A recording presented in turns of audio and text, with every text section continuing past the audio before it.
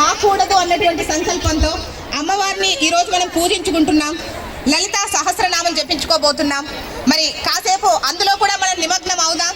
అయితే ఈ వరదల వల్ల ఎంత ఇబ్బంది పడ్డామో ప్రతి ఒక్కరికి తెలిసిందే. అమ్మవారిని మనసా వాచ మొక్కుకుంటూ ఇంకెప్పుడు అలాంటివి రావద్దని కోరుకుందాం. అయితే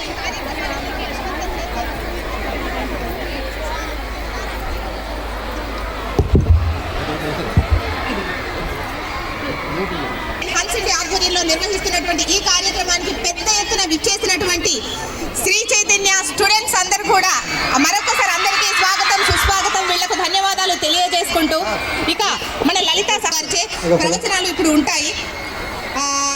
శ్రీ వాచస్పతి భాగవత శిరోమణి బ్రహ్మశ్రీ శ్రీ కపిలవాయి అచ్యుత రామారావు గారు తెలంగాణలో ఆంధ్రప్రదేశ్లో వివిధ ఆధ్యాత్మిక కార్యక్రమాలు ప్రవచనాలు అనేకం చేశారు.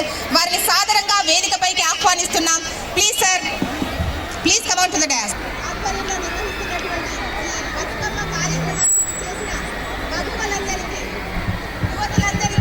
మరొకసారి స్వాగతం సుస్వాగతం.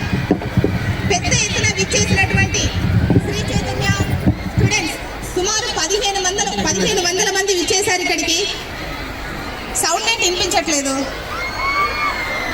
ఓకే, అయితే ఇప్పటి వరకు బతుకమ్మ పాటలతో ఆడి పాడి ఎంజాయ్ చేశాం. ఇక ఒక్క 10 నిమిషాలు అమ్మవారిని స్తుతిద్దాం ప్లీజ్.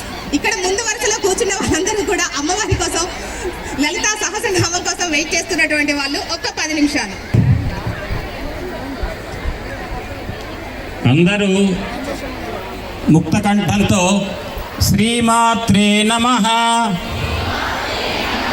శ్రీమాత్రే నమః శ్రీమాత్రే నమః. అందరూ నిశ్శబ్దంగా